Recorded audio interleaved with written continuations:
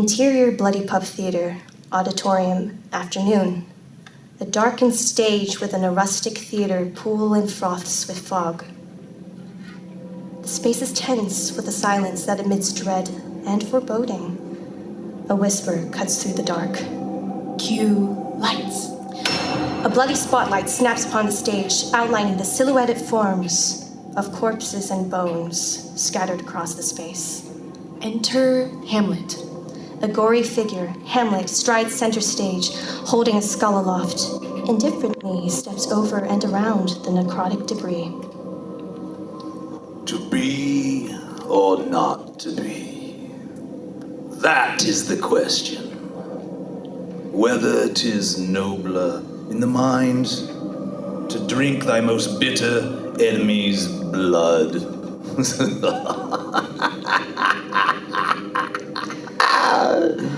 Beside Hamlet, a spotlight snaps upon a towering ghoulish woman, arms stained with red, Lady Macbeth.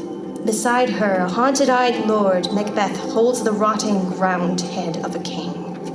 Cue Lady Macbeth, fair is foul. Fair is foul, and foul is fair. This world doth reek of our treachery.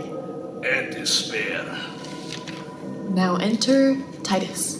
The sound of shredding flesh cuts through the fog. A ravenous figure, foaming at the mouth, bounds out from the dark, Titus Andronicus. The stage is now set with some of Shakespeare's bloodiest characters. Vengeance is my heart, death in my hand. Blood and revenge are hammering in my head.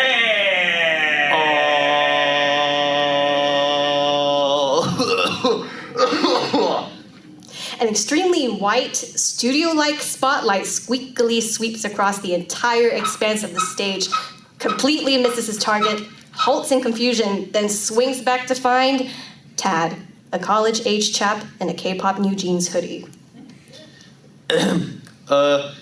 All the worlds I stage and we...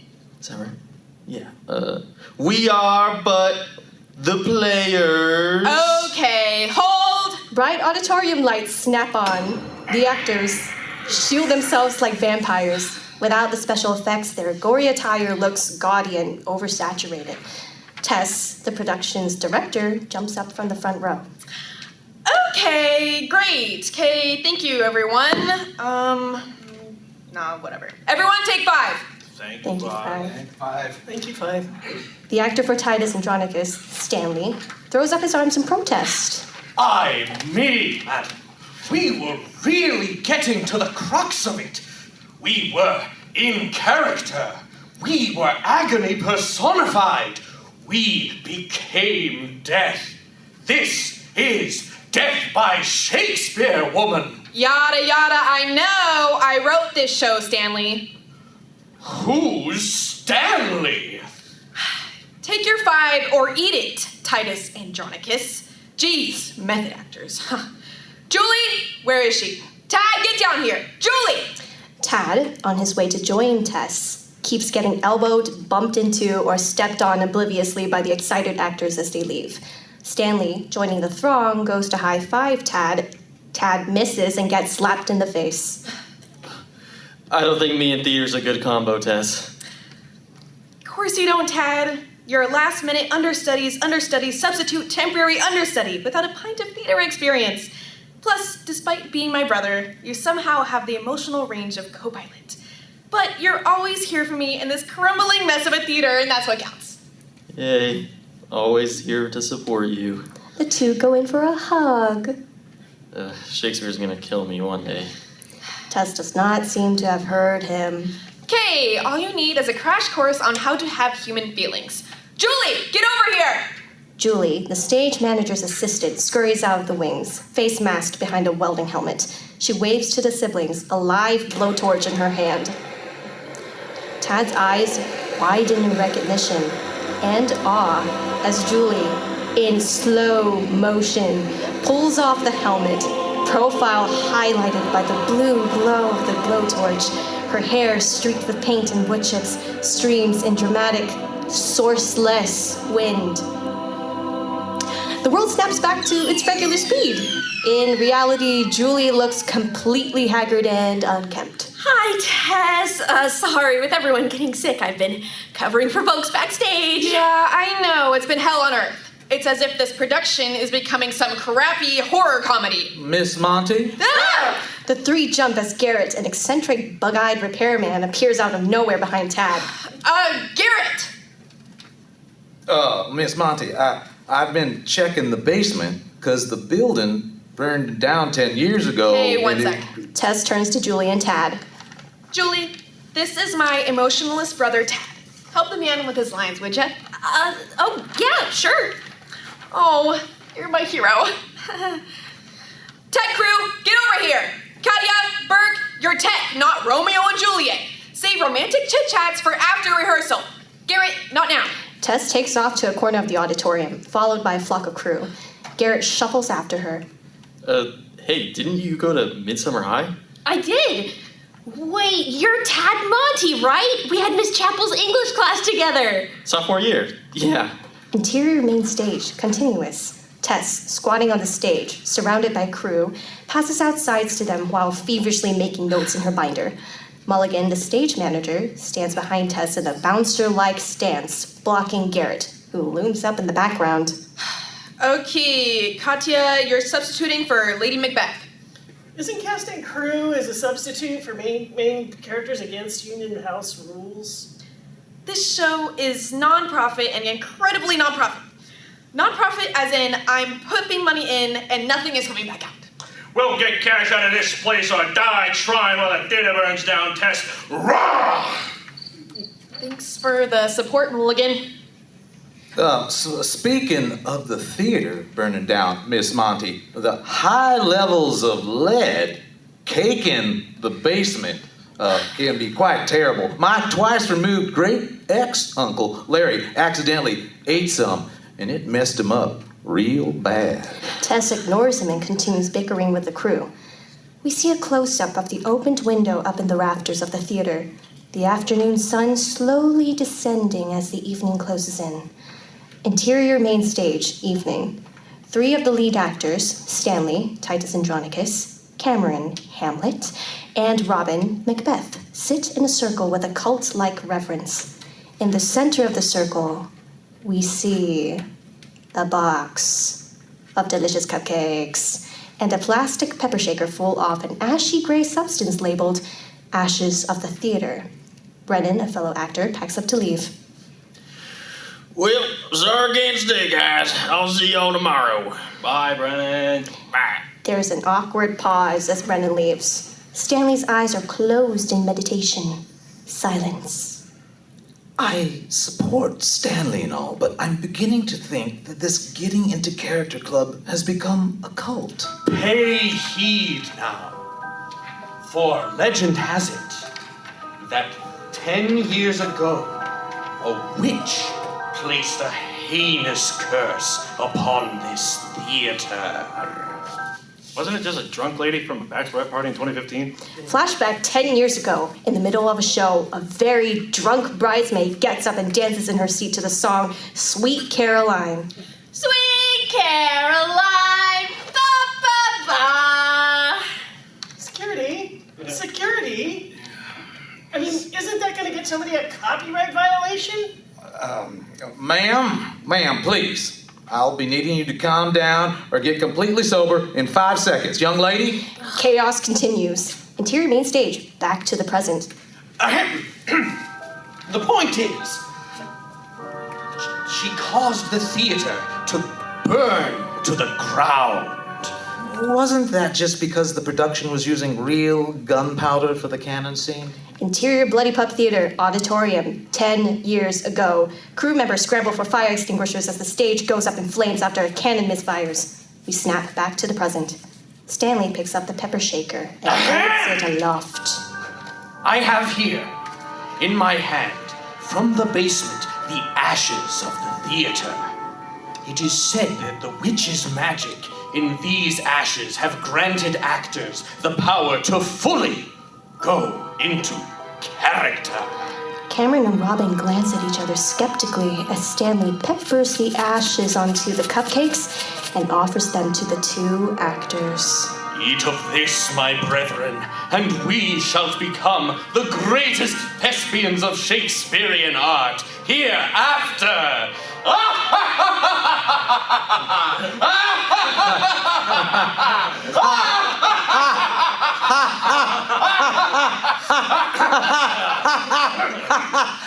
Yeah. So, who's first? I'll take it. Interior theater hallway, continuous. Tad and Julie exit the green room. Tad, for the 100th time, attempts to practice his lines. My love is deep. The more I give to thee, my love is deep. The more I give to thee, my love. Don't worry about it. I'm sure you'll get the hang of it. I don't know. I can't seem to put myself in the head of some airy-fairy dude. Killing yourself for a 14-year-old seems a bit much, and warranted for arrest. I can't really relate. Okay, just as a recap, in this adaptation, Romeo, you, gets murdered by Hamlet, Juliet's overprotective dad. Dang, what a crossover. The two exit by the back door, right as Brennan returns. Interior auditorium continuous. Silence. Upon the dimly lit stage, standing across from one another, Cameron and Robin grimly grip onto Prob's swords, freshly stained red. Stanley is nowhere to be seen. The two begin to circle each other, murmuring and twitching, oblivious to the blood dripping from bone-deep wounds and lacerations that they now bear. Brennan strides in casually. Cameron and Robin's eyes, ravenous, snap upon him as he enters. Y'all are still here? Wow, if that's not commitment, I don't know what is. Hey, have you guys seen my jacket anywhere? To die, to sleep. To sleep, perchance, to dream. Cameron, you doing okay, man? In one bound, Cameron knocks Brennan over and stabs him deep between the ribs. Thou wretched, rash, intruding fool, fare thee well.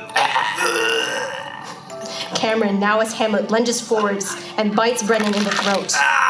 Robin, now Macbeth, raises his weapon and hacks away at the unfortunate actor.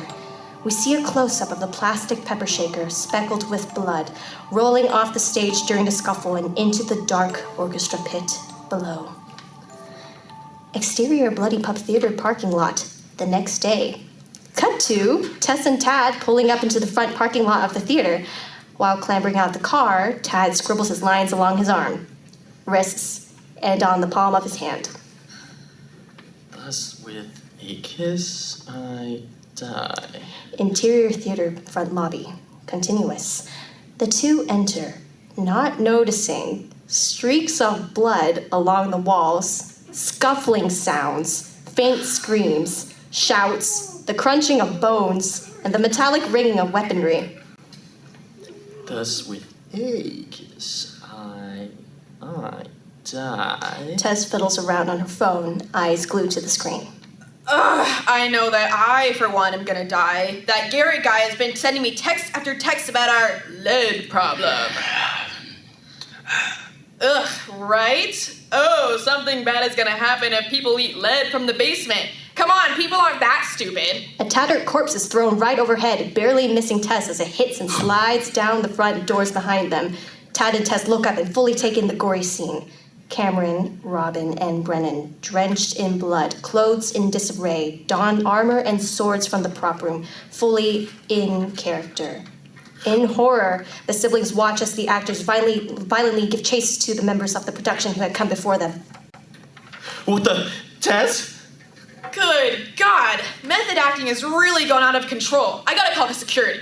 Tess runs off, but Tad, fixed to the spot, watches in horror as Cameron, now Hamlet, dives for an actor and ferociously bites them in the shoulder. Tess, I don't think this is method acting, whatever this is. Tad turns to run after Tess right as a malicious cackle barrels out from behind him. He ducks right as Robin, now Macbeth, thrusts a poleaxe where Tad's head had just been. Go prick thy face and overrid thy fear, thou lily-livered boy. Interior hallways continuous. Chaos ensues. Actors and crew are running for dear life. As Tad rounds a corner, still being pursued by Macbeth, he bumps into Julie as she comes in through a back door. Tad, you okay? What's up? Julie's eyes widen as, in the background, Macbeth spears an actor in the gut and bites them ravenously. The bitten actor convulses, their body cracks, contorts, then stands upright. Cowards perish many times before their deaths. Go, go, go! Tad grabs Julie's hand and they make a run for it. They skid to a stop in an empty hallway, looking for an escape route. Julie then drags Tad through the closest door. Interior prop room, continuous. Holy crap, what the hell is happening? They're all Shakespearean-y? Yeah, I can tell. Why the blood and the guts and what's up with the biting? I don't know, but something is very wrong. It's like if they bite you, you'll turn Shakespearean. No one should be this into theater. Turn? Like what? Zombies? No. Zombies can't think to monologue at very inconvenient times about how bad your death is going to be. They're more like vampires. Goth, talk, and bloodsucky. Just then, Julie's phone begins to blare out her pocket. I'm trying, oh, wait, it's Mulligan! Julie picks up and Tad, spotting a window behind the prop shelves, proceeds to clear them. Using a prop poleaxe, he then attempts to pry open the stubborn sliding windows. He struggles pathetically in the background. Mulligan, are you okay? Everyone's gone crazy and bloodsucky. Julie, Claudia's hurt real bad. We're trapped up in the lighting booth. Those things are lurking everywhere. Claudia needs help. Julie... The line begins to break up. Mulligan! The call cuts short as Julie fully loses connection. Meanwhile, Tad had finally opened the window. That was the hardest thing I've ever had to do, other than flunking medical school. Come on, let's get out of here. We can't leave. But Julie... You have to help me, Tad. My friends, they're in trouble. We have to get them. Tad wavers. His eyes immediately dart towards the sunny summer sky beyond the window. His gaze, however, is drawn back to the earnest, determined expression of Julie. Tad, hesitant yet sincere, steps away from the window and sticks his hand into a nearby barrel of swords. He slowly, dramatically, draws out what he thinks is a weapon, but is actually a plunger taped to a broken sword hilt. As you wish. Interior prop room hallway, continuous. In slow motion, Tad and Julie emerge out of the prop room in full Elizabethan costume armor. Sunlight from the window creating a halo effect behind them. Armor glistening, hair waving in gusts of dramatic wind that came absolutely out of nowhere. All of the magical effects die abruptly as Tad and Julie struggle to waddle down the hall in their bulky attire. The clanging off and jangling of plate and chainmail is obnoxious. I think this may be a little, well, I mean, it's cool, but... Too much. Yeah. Interior lighting booth hallway, continuous. From around a corner, Tad and Julie, now wearing simple pieces of armor, peek out into a hallway. At the end of it is the lighting booth door. The lights begin to go on the fritz, waxing and waning. None of the in-characters are in sight. Coast is clear. Come on. They inch forward, but right as Julie is about to close her hand over the booth door's handle, sudden cries and sounds of violent scuffling erupt from behind them. Two in-characters, Hamlet and Macbeth, drag a struggling actor and a crew into the hallway and brutally butcher them. Tad and Julie, sandwiched between the in-characters and the booth doors, watch in horror as the actor, bitten, convulses and turns. The crew member, also bitten, remains dead. Tad gags at the sight, and at the sound, the three in-characters cock their heads towards him, eyes bloodshot with malice. What the hell do we do? Julie shrugs, then draws her sword. Tad gapes in terror as the in-characters begin to prowl forwards. Probably die, to be honest. This is kind of exciting. I've always wanted to die like this. Die like what? Death by Shakespeare? No, as a D&D nerd who paid too much for swordplay night classes. Rah! Julie charges madly forward, sword held aloft. Tad cowers and scampers about as an in-character lunges for him. A fight sequence ensues. Julie is somewhat proficient, but still clumsy. Tad is a complete mess and is shoved into a corner by Macbeth. The lights blink out, plunging Tad into shadow. Macbeth reels back, eyes darting about, confused. What wicked sorcery is this? Macbeth's point of view, the area where Tad had fallen is completely Tad-less, as if he had vanished. When are on thee, thou cream-faced loon? Julie, battling Hamlet, glances over and panics when she sees Macbeth towering over Tad in the shadows. She breaks away from Hamlet and rushes to Tad's aid. Oh, no you don't! Macbeth turns to attack Julie, but she ducks his blows to stand between him and Tad. Tad's eyes widen with a realization, and he pulls Julie down into the shadows beside him. From Macbeth's and Hamlet's point of view, Julie vanishes out of thin air. What hast thou done, Thane of Cawdor? Whereon hath thy vanished? I have not done a thing, Prince, but no matter. There is something of greater import. We must hold court. Make haste! Then why stand and dawdle? Make haste. Let us away this instant. The in-characters scatter right as the lights come back on. What just happened? They couldn't see us. They can't see anything if it's not in the direct light. Suddenly, the doors of the lighting booth burst open. Mulligan, the stage manager, storms out, flinging his fists around madly. You'll have to get through me before you get a bite out of my crew, bitches! I have 15 years of bouncer experience and I'm not afraid to use it! Mulligan? Mulligan drops his fists and stares at the empty hallway. Dang it.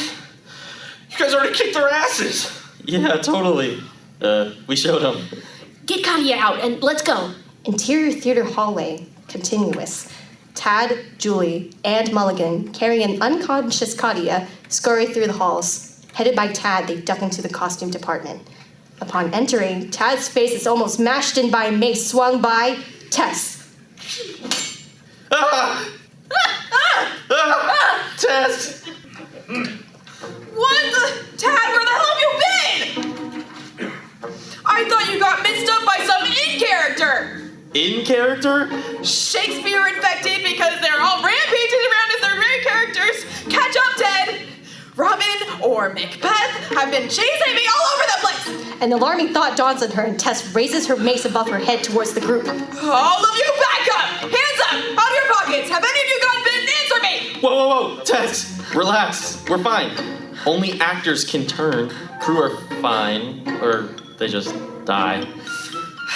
You better be fine, Ted. Or else Thanksgiving is going to be very awkward when Mom finds out that you died doing my show! How did any of this happen anyway? People got out there and became Shakespearean, and it's spreading like a plague. Behind them, a prop chest full of loose costume pieces burst open, and Stanley, donning a black eye, pops out. It was me. I'm to blame. Oh, I didn't mean for any of this to happen. Frankly, I didn't think that magic was real at all.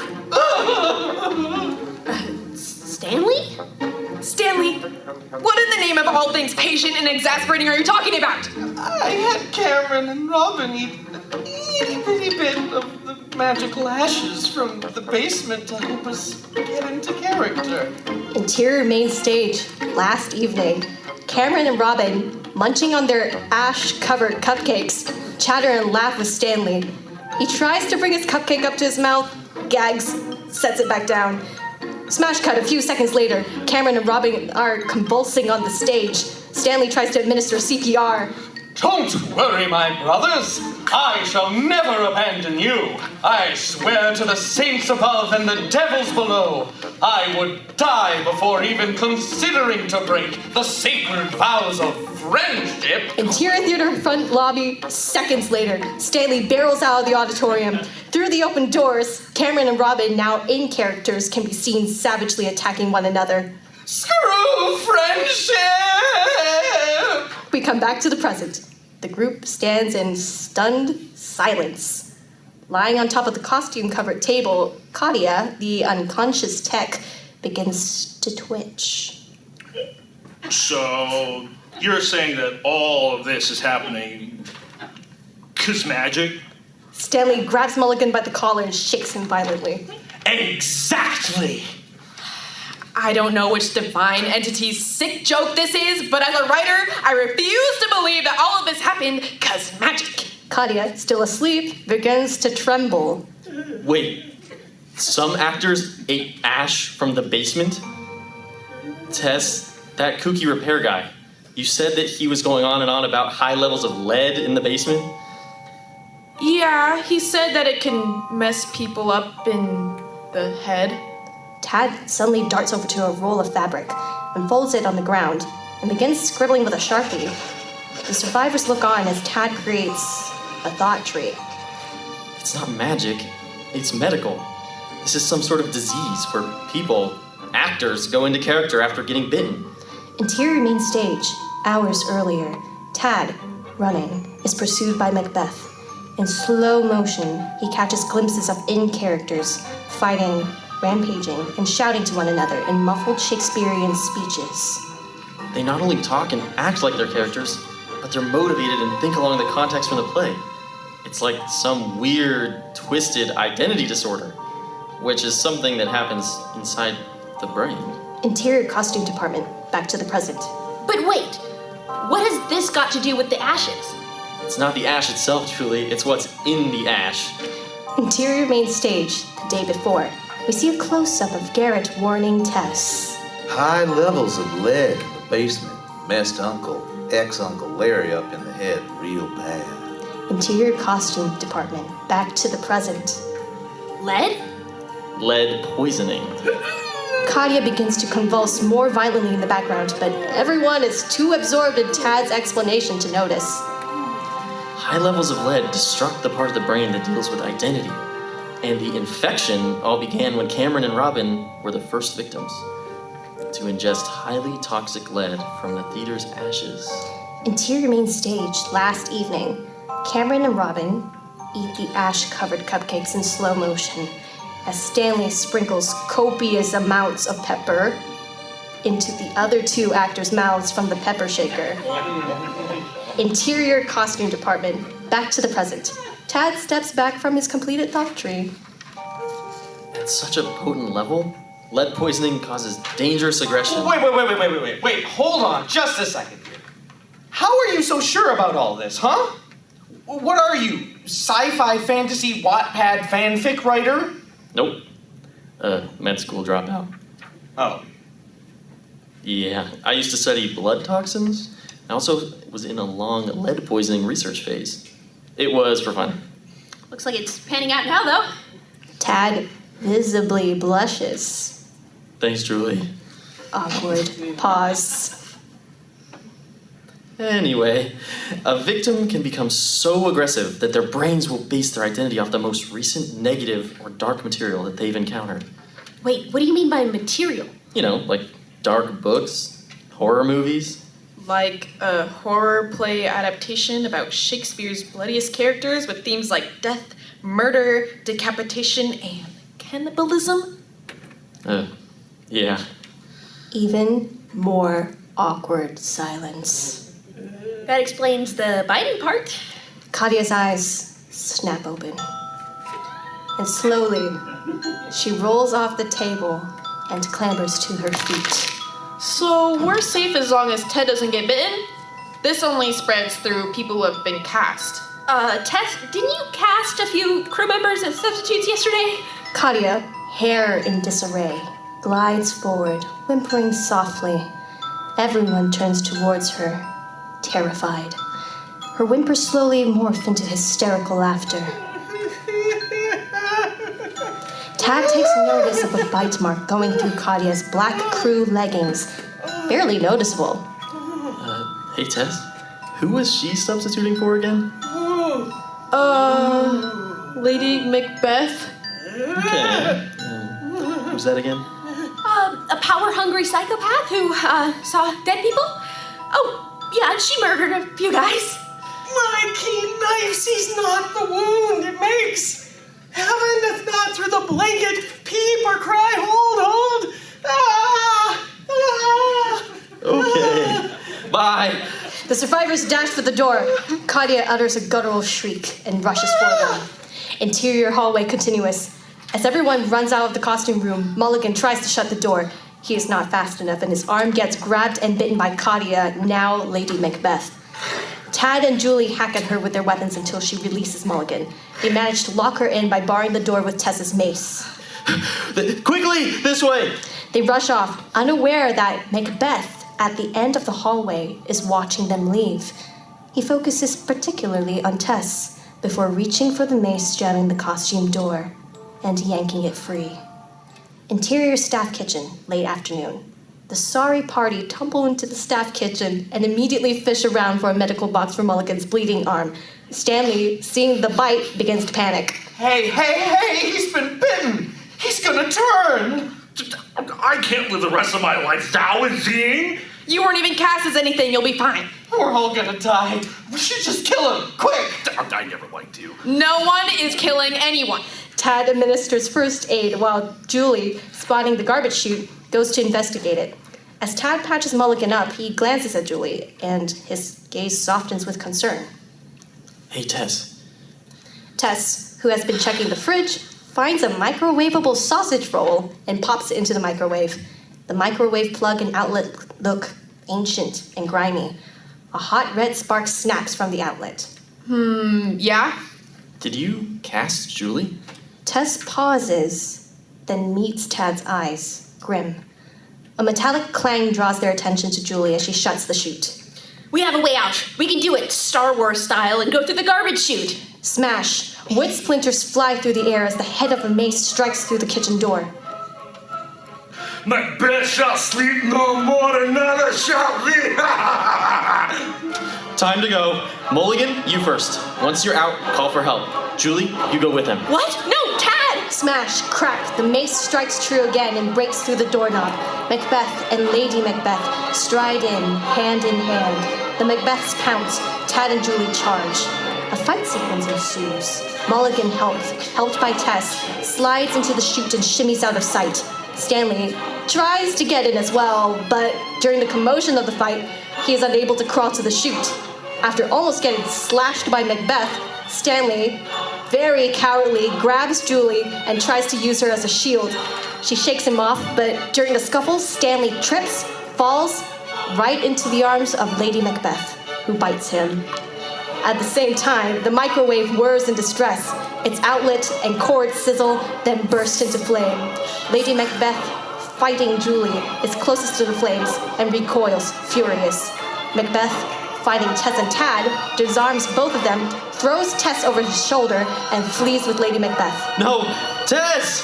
Tad, watch out! Stanley, shoulder shredded and bleeding from a bite mark, turns in character as Titus Andronicus, the cannibalistic king, and attacks Tad with a kitchen knife. Tad ducks but is grappled. Vengeance my heart, death my hand. Julie rushes over to help, and together she and Tad pry Stanley off, hurl him towards the rising electrical fire, and trap him by pinning him against the fiery counter with a table. Stanley, now Titus Andronicus, writhes and screams out in anguish. We see a close-up of a drop of molten, dark gray substance dripping out of his nose. His cries go from angry to frightened. Please, what's happening? Is not my sorrow deep, having no bottom? Help! 'Tis not thou and thee that have dishonored me. The righteous heavens ye mine judge, you insolent wretch of a man.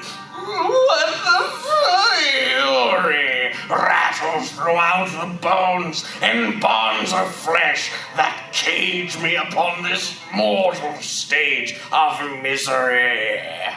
I shall bake thee both within a pie. Tad and Julie, bewildered, glance at each other. Just then, the sprinkler system kicks in, dousing Stanley and the fire in water. Julie grabs Tad and they exit. Interior hallways, evening. Tad and Julie sprint, exhausted and weary. Quick, we gotta get Tess back. Did you see that? Stanley became himself again. I think the fire did something to him. Stop, wait. The two skid to a halt. The halls are completely silent. Where are they? Do you hear anything? Julie shakes her head. They creep out of the hallway and come into view of the main lobby. The door to the auditorium is ajar. They can hear a row from the main stage. Interior main stage, continuous. Tad and Julie, hidden in the shadows, scuttle into the wings. On stage, all of the in-characters stand or sit at divided prop banquet tables. The stage is abuzz with chaos. Hamlet, standing upon one of the tables, addresses the crowd. Am I not a prince? A prince whose veins flow with the blood of a sovereign king. Hear me, friends. The time has come for thee to choose who shalt be king hereafter. Who shalt be king hereafter indeed, Prince? Macbeth, with Tess slung over his shoulder, marches menacingly up the stairs, followed by Lady Macbeth. Who shalt be king hereafter? Behold now, born forth from my toil and labor, the witch. The crowd of in-characters draw back, almost reverently, as Macbeth plunks Tess down. Some of them sniff and draw in deep breaths as they stare, in awe rather than in hunger. Yes, yes, thou smells this off of her as well. For within the skull of this foul, fair little witch, I can smell but 1,000 voices of past, future, present. Aye, she knowst of what shall comest. She shall proclaim it to our sorry hellbound party, who shalt be king hereafter. In the wings, Tad nudges Julie. What the hell did she just say? I think she said something along the lines of being able to smell voices coming from inside Tess's head, and that somehow Tess can see the future, therefore they want her to tell them who their leader should be. Okay, cool. The crowd of in-characters surge forwards as Tess, squirming, is placed upon a pedestal amongst the throng. In the darkened wings, Tad glances desperately around for a solution. He then notices the stage lights above and begins to try climbing up the curtains, only to lose his grip and helplessly slide back down. He continues to try, but each attempt looks more and more ridiculous. Julie observes the in-characters keenly. Tell us, ye of the sight of this sorry, damned company, who shall be king hereafter? Tess's eyes dart about, looking for an escape route. She spots Tad trying to clamber up to the lights, then catches Julie's eyes in the wings. Julie nods reassuringly at her. Yes, I have seen but many an intrepid sunrises with hath shone upon 100 kings. Damn it! I wrote the show, I can't have a Shakespeare burnout now! Hamlet leaps off his table and onto the edge of Tess's pedestal, grabs her by the collar, and holds her out over the edge above the crowd of in-characters. Speak, witch. My crown, my ambition, and my daughter, Juliet the Fair, what of they? Speak, if you can, lest to the pit of hell shall we be shackled together. Tess begins to choke, strangled by Hamlet's grip. Julie, in the wings, looks up at Tad, who is struggling to get to the lights. A thought dawns on her. She takes a breath and hurries out on stage. Doubt though the stars are fire, doubt that the sun doth move, doubt truth to be a liar, but never doubt I love. 'Tis what thou told me of so long ago, dear father. Juliet, how does my darling child come to be here? Hast thou from that fiend, that spineless cur, Romeo, returned to me? Tad, exhausted, steadies himself against a wall, looks down, and notices a red light switch with a very big sign next to it saying, "Stage Lights." He grimaces, rolls his eyes, and reaches for the switch. My heart's true desire, from Romeo I had fled home to thee and our merry party, to tell you, to take this, sucker! Tad shuts off the light right as Julie kicks Hamlet square in the ribs, grabs Tess, and runs towards the light outside the auditorium doors. Tad follows, and the in-characters stumble around in the dark on stage. As the three escape, Tad slams the auditorium doors behind him, but they don't shut all the way. The doors slowly swing open. Interior security office, evening. Tad, Julie, and Tess stagger into the security office and barricade the door. Tess, are you okay? Yeah, holy crap. I'm really regretting writing this show. I should have listened to my investor and done ripped off Hamilton instead. Investor? I thought you were broke. The investor's our grandma. She loves Hamilton. She has a Lin-Manuel Miranda shrine at home. I'm gonna die from what I love. Shakespeare. Oh God, I hate Shakespeare. Tess begins to comically cry. Julie takes notice of the security cameras still actively playing on the guard's computer. Oh my gosh, cool! I've always wanted to work on one of these. She goes to fiddle around with the different cameras. On one camera, she spots the in-characters lumbering out of the auditorium through the door that was left open by Tad. Oh boy. They kept saying they could smell voices from inside my head. What the hell is that about? I have no idea. Hey guys, come look at this. Julie, eyes glued to the screens, shows the other two a camera view where the in-characters out in the lobby are arguing and forming two battle lines. The Macbeths on one side and Hamlet's on another. The factions continue to argue before drawing away. Julie pulls up another camera and points to a camera facing the prop room that she and Tad had hidden in at the very beginning of the outbreak. There is a clear way out. The in-characters are heading in the opposite direction now. If we hurry, we can get out of here through the window in the prop room. Then what are we waiting for? Let's get out of this hellhole. Wait. Hang on. This can't be it. This isn't over. What? Tad, what are you talking about? Look, we know how this infection started, and we know their weaknesses.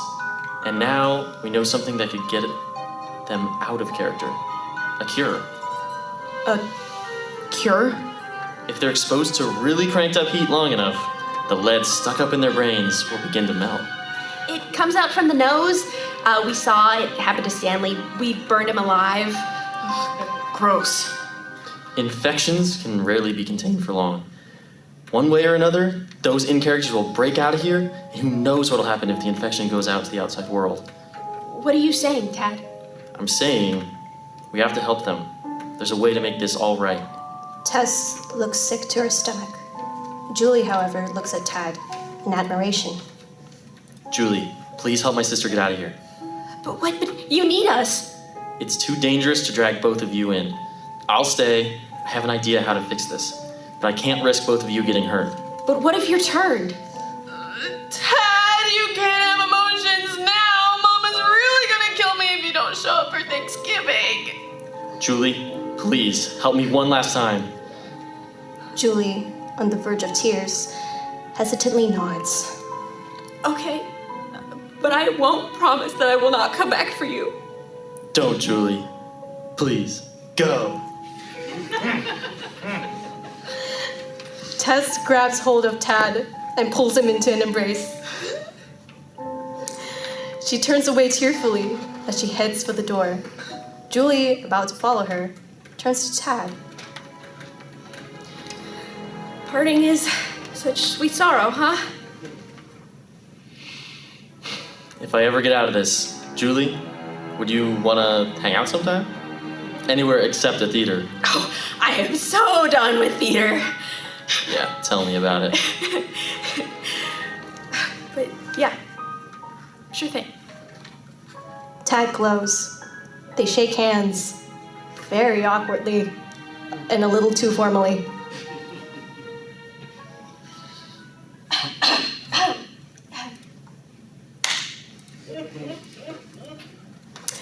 Julie then solemnly follows Tess out. The door clicks shut, and Tad is left alone in the security office. He scatters sticky notes across the desk and creates a large, puzzle-fitted image of the theater blowing up. A crude sketch of the boiler exploding is circled in red. The end. That's our show! Thank you all so much. Please give a hand to our wonderful cast members.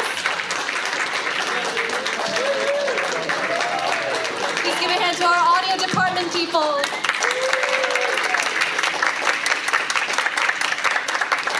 And Ariel!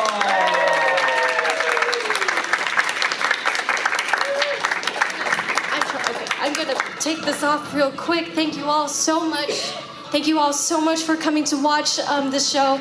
It truly means a lot to me from working from the very beginning with just beat sheets and this concept. And I'm really a little overwhelmed, I think, from all the love and effort that these wonderful castmates in the audio department has shown and their support for this project. And especially, I need to also give a shout out to my instructors, Chris Mazio and Claire Alexander Jolie. I truly appreciate all of your advice, and I would love to show that appreciation by giving you a little something. Cue mother, and I'll help my mother in a second.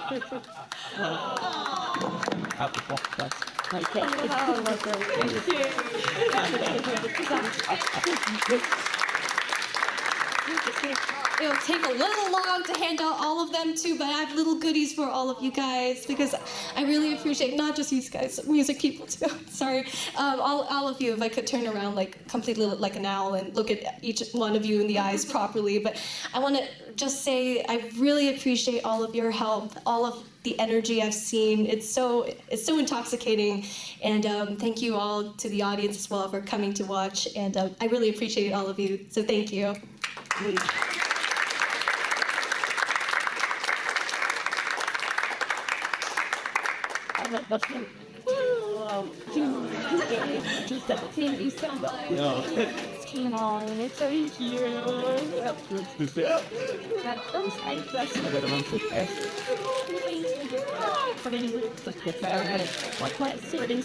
The trail with the face.